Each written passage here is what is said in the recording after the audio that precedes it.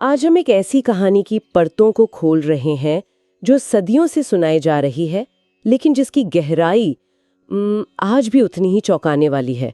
कल्पना कीजिए ज्ञान की राजधानी काशी, जहाँ बड़े बड़े विद्वान और सिद्ध पुरुष रहते हैं। उनके पास वेद शास्त्रों का ज्ञान है, तर्क है, सिद्धियां हैं, लेकिन एक चीज की कमी है, विनम्रता। और फिर इस पूरे मंच पर एंट्री होती है एक साधारण जुलाहे कबीर की, जो इन सबको एक दावत पर बुलाते हैं। और ये दावत भोजन की कम और अहंकार की परीक्षा की ज्यादा थी। आज हम इसी कहानी के मनोविज्ञान, इसके प्रतीक और इसके संदेश पर एक गहरी नजर डालेंगे। और ये समझना बहुत जरूरी है कि ये सिर्फ एक कहानी नहीं है, ये ज्ञान के दो मॉडल्स की सीधी टक्कर है। दो मॉडल्स? हाँ, एक है ज्ञान संग्रह का मॉडल, मतलब जिसमें आप जानकारी को एक खजाने की तरह बस जमा करते जाते हैं। अच्छा। काशी के विद्वान इसी मॉडल में जी रहे थे। अच्छा। उनके लिए ज्ञान एक संपत्ति थी, एक पदवी थी। और दूसरा मॉडल है ज्ञान रूपांतरण का, जहां सच्चा ज्ञान आपको अंदर से बदल देता है, आपके अहंकार को गला देता है। और कबीर उस दूसरे मॉडल के प्रतीक थे। बिल्कुल। तो यहाँ लड़ाई किताबों और प्रेम के बीच उतनी नहीं है, जितनी ज्ञान को निजी संपत्ति समझने और ज्ञान को आत्मशुद्धि का साधन बनाने की सोच के बीच है। तो कहानी की शुरुआत होती है काशी के इसी माहौल से। स्रोत बताते हैं कि शहर ज्ञानियों से तो भरा था, लेकिन उनका ज्ञान उनके लिए एक मेडल जैसा बन गया था, जिसे वो पहनकर घूमते थे। हाँ, और वो आम लोगों को तुच्छ समझते थे। लेकिन यहाँ एक शब्द बार बार आता है, सिद्धियां। ये सिद्धियां आखिर थीं क्या, और इनका इस अहंकार से क्या लेना देना था? देखिए, सिद्धियां यानी योग और तपस्या से मिलने वाली अलौकिक शक्तियां, जैसे किसी के मन की बात जान लेना या कोई चीज प्रकट कर देना। ओह अच्छा। उस दौर में इन्हें आध्यात्मिक प्रगति का सबसे बड़ा प्रमाण माना जाता था। मतलब जिसके पास जितनी बड़ी सिद्धि, वो उतना बड़ा योगी। लेकिन यही सबसे बड़ा जाल भी है।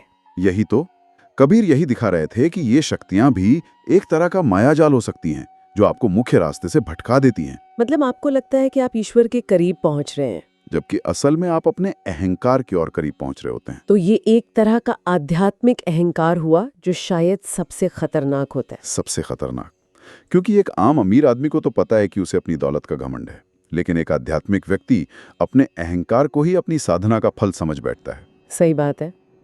उसे लगता है मैंने इतनी तपस्या की है, तो मुझ में ये श्रेष्ठता का भाव आना तो स्वाभाविक है। बिल्कुल। और यही इन विद्वानों की त्रासदी थी। उन्होंने ज्ञान को शक्ति और सम्मान पाने का जरिया बना लिया, न कि सत्य को जानने का। जब साधन ही मंजिल बन जाए तो व्यक्ति रास्ते में ही भटक जाता है। उनका ज्ञान विनम्रता लाने की जगह एक दीवार बन गया था, जो उन्हें खुद से और दूसरों से अलग कर रहा था। सच्चा ज्ञान तो जोड़ता है, तोड़ता नहीं। पर वे अपने ज्ञान के किले में कैद हो गए थे। एक तरफ ज्ञान का ये अभिमानी किला खड़ा था, और इस किले को चुनौती देने के लिए कोई राजा या दूसरा विद्वान नहीं आया, बल्कि समाज के सबसे निचले पायदान से एक आवाज उठी, कबीर की।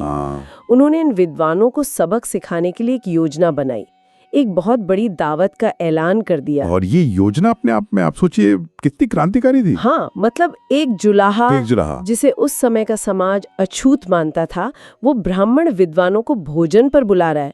ये सिर्फ एक दावत का न्योता नहीं था, ये सामाजिक और आध्यात्मिक व्यवस्था पर सीधी चोट थी। मतलब कबीर सिर्फ उनके अहंकार को नहीं, बल्कि उस पूरी सामाजिक संरचना को चुनौती दे रहे थे, जो जन्म के आधार पर किसी को श्रेष्ठ और किसी को निम्न मानती थी। बिल्कुल। तो हजारों साधु और विद्वान शायद इसी कौतूहल में, या शायद कबीर का मजाक उड़ाने के इरादे से उनकी कुटिया पर पहुंच गए। लेकिन वहां का नजारा उनकी उम्मीदों से बिल्कुल अलग था। क्या हुआ? वहां न चूल्हा जल रहा था, न भोजन की कोई तैयारी थी। बस कबीर एक कोने में चुपचाप बैठे थे।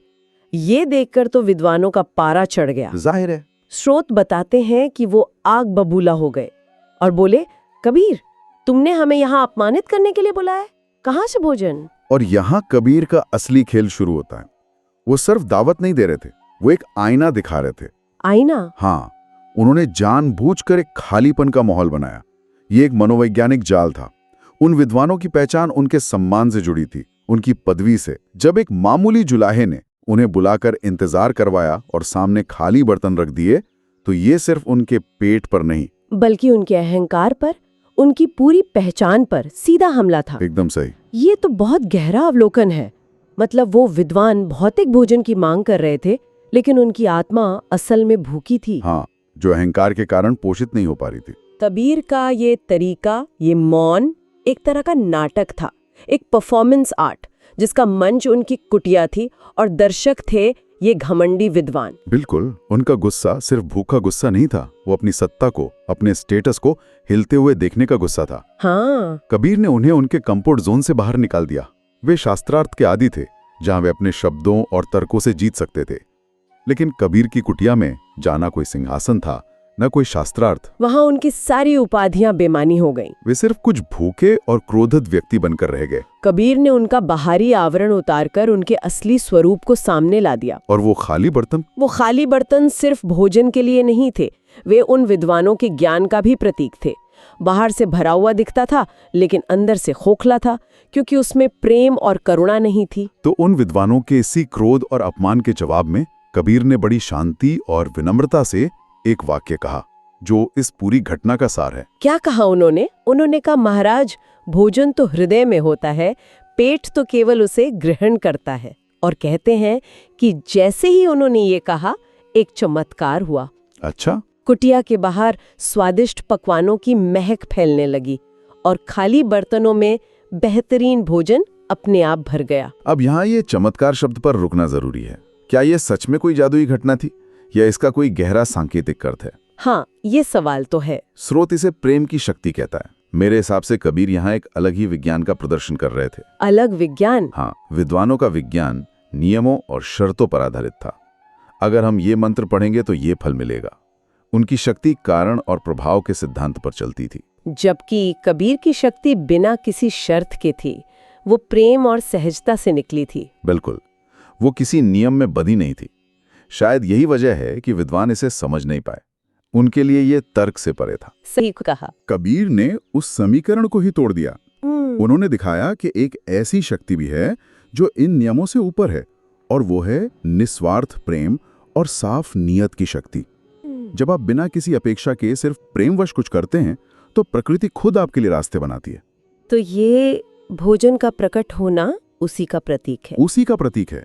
ये कोई हाथ की सफाई या जादू नहीं था, बल्कि एक गहरे प्राकृतिक नियम का प्रदर्शन था, जिसे वे विद्वान अपनी मोटी मोटी किताबों में पढ़ना भूल गए थे। उनकी हैरानी ही उनकी हार थी। उनकी हार थी, क्योंकि वे उस शक्ति को नहीं समझ सके जो पोथियों के ज्ञान से परे है। तो सभी ने पेट भरकर भोजन किया, लेकिन उनका दिमाग चकराया हुआ था।